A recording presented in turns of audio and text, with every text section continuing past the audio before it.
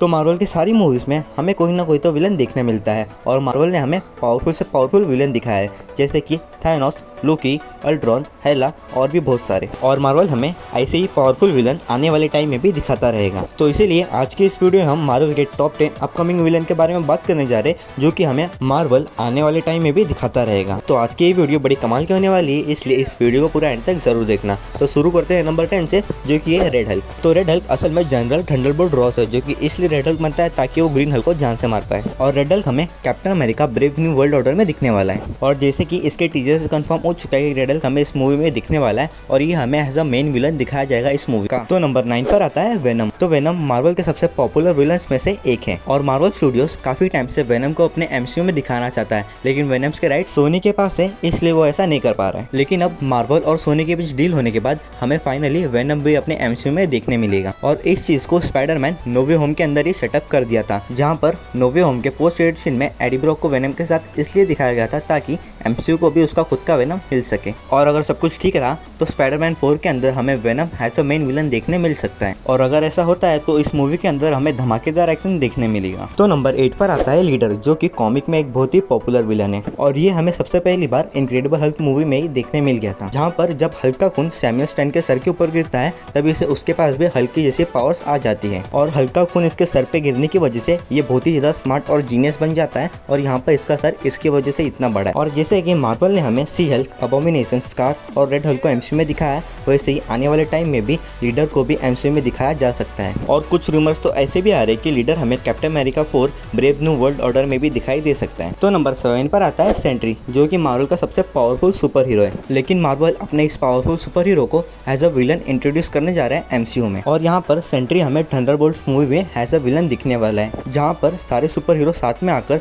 Sentry को एक बड़ा सा डिस्ट्रक्शन करने से रोकेंगे। और आपको तो पता ही होगा कि सेंट्री की पावर्स डीसी के सुपरमैन से कंपेयर की जाती है और सुपरमैन के पावर लेवल का कोई सुपर हीरो हमें ऑन स्क्रीन देखने मिलेगा तो ये मूवमेंट बड़ा ही कमाल का होगा। और मार्वल सेंट्री को आगे चल के एज अ हीरो या फिर एंटी हीरो दिखा सकता है, लेकिन अभी थंडरबोल्ट्स मूवी के लिए ये हमें एज अ विलन ही दिखने वाला है। तो नंबर 6 पर आता है कैंग। तो जैसा कि हम सबको पता है, कैंग के एक्टर जो कि है जोनाथन मेजोस, जिसके ऊपर केस चलने की वजह से मार्वल ने इसे कैंग के रोल से निकाल दिया है और कैंग के कैरेक्टर को थोड़ा सा ब्रेक दे दिया गया है। इसकी वजह से अवेंजर्स 5, जिसका नाम होने वाला था अवेंजर्स कैंग डायनेस्टी, उसको बदल के अभी हमें अवेंजर्स डूम्सडे दिखने वाला है। लेकिन मार्वल आने वाले टाइम में कैंग के कास्ट को रिप्लेस करके इन फ्यूचर में जरूर लाए, क्योंकि मार्वल मल्टीवर्स में कैंग सबसे ज्यादा इंपॉर्टेंट रोल प्ले करता है और यही मल्टीवर्स का सबसे बड़ा खतरा है। इसलिए इन फ्यूचर हमें कैंग अपने एमसीयू में जरूर देखने मिलेगा। तो नंबर 5 पर आता है एक्समैन। तो मैं यहाँ पर सारी म्यूटेंट्स की बात कर रहा हूँ। तो जैसा कि मार्वल मल्टीवर्स के दरवाजे खुलने की वजह से कोई भी कैरेक्टर किसी के भी यूनिवर्स में आ जा सकता है। और जैसा कि हमने doctor strange multiverse of madness की मूवी में देखा था,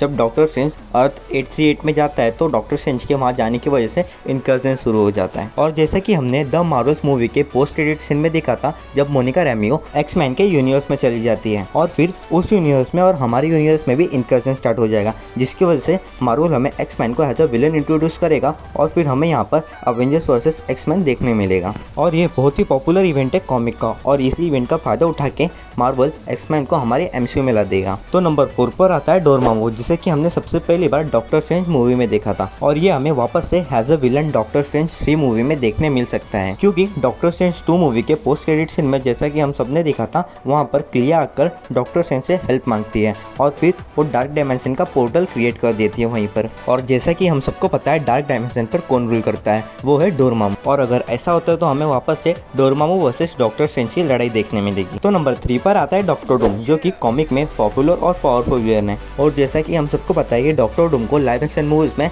आरडीजे प्ले करने जा रहे हैं और तब से ही इसकी पॉपुलैरिटी और भी ज्यादा बढ़ चुकी है। तो डॉक्टर डूम वो विलन है जो कि अपने जीनियस माइंड के साथ साथ डार्क मैजिक को भी यूज करना बड़ी अच्छी तरीके से जानता है। और जब भी एक कैरेक्टर कॉमिक में अवेंजर्स से लड़ा और अवेंजर्स को ऐसा लगा जब वो जीत रहे हैं, तभी डॉक्टर डूम अपने नए प्लान के साथ आकर अवेंजर्स पर भारी पड़ता है और उन्हें चौंका देता है। और ये हमें अवेंजर्स 5, जो कि अवेंजर्स डूम्सडे, उसके अंदर दिखने वाला है और इस मूवी को रूसो ब्रदर्स डायरेक्ट करने वाले हैं। और इससे पहले रूसो ब्रदर्स ने मार्वल की इन्फिनिटी वॉर और एंड गेम को डायरेक्ट किया था, जो कि मार्वल की अब तक की सबसे ज़्यादा फेवरेट, पॉपुलर और हाईएस्ट अर्निंग मूवी है। और इससे हम अंदाजा लगा सकते हैं कि अवेंजर्स 5 कितनी कमाल की होने वाली है। तो नंबर 2 पर आता है गैलेक्टस, और ये गैलेक्टस मार्वल के सबसे पावरफुल विलन में से एक है, क्योंकि ये अपने अर्थ जैसे 2-3 प्लेनेट को एक ही बार में खा जाता है। और मार्वल ने अनाउंस कर दिया कि गैलेक्टस हमें फैंटास्टिक 4 मूवी में दिखने वाला है, और ये हमें इस मूवी का as a main villain introduce किया जाएगा। और फैंटास्टिक 4 मूवी 25 जुलाई 2025 में रिलीज होने वाली है, जो कि मार्वल की फेज 6 की सबसे पहली मूवी होगी। तो गैलेक्टस के पावर्स की बात करूँ तो इटर्नल्स मूवी में जो हमें सेलेस्टियल देखने मिले थे,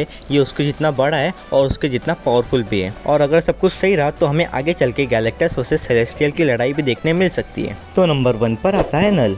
तो नल यानी कि गॉड ऑफ सिम्बियोट, जिसने कि सारे सिम्बियोट को क्रिएट किया है, जैसे कि वेनम, कार्नेज, हाइब्रिड, टॉक्सिक और भी कई सारे सिम्बियोट को नल ने ही क्रिएट किया है। और नल इतना ज़्यादा पावरफुल है कि इसने एक बार सेलेस्टियल का सर धड़ से अलग कर दिया था। और जो हमें थॉर लव एंड थंडर में नेक्रोसॉर्ड दिखाई दिया था, उसे भी नल ने ही क्रिएट किया है। और ये नल इतना ज़्यादा पावरफुल है कि इसने मार्वल के सबसे पावरफुल कैरेक्टर सेंट्री को फाड़ के 2 पार्ट में डिवाइड कर दिया था। और नल हमें वेनम 3 यानी कि venom the last dance movie में दिखाया जा सकता है। और आपको क्या लगता है कि हमें कौन कौन से विलन्स आने वाले मार्वल की मूवीज में दिखने वाले, मुझे कमेंट करके जरूर बताना। और अगर चैनल पर नहीं आओ तो चैनल को सब्सक्राइब जरूर कर लेना, और चैनल का बेल नोटिफिकेशन ऑल पर सेट कर देना, जिससे मेरी नई वीडियो आपको सबसे पहले पता चले। तो मिलते हैं नेक्स्ट वीडियो में, तब तक के लिए bye and thanks for watching.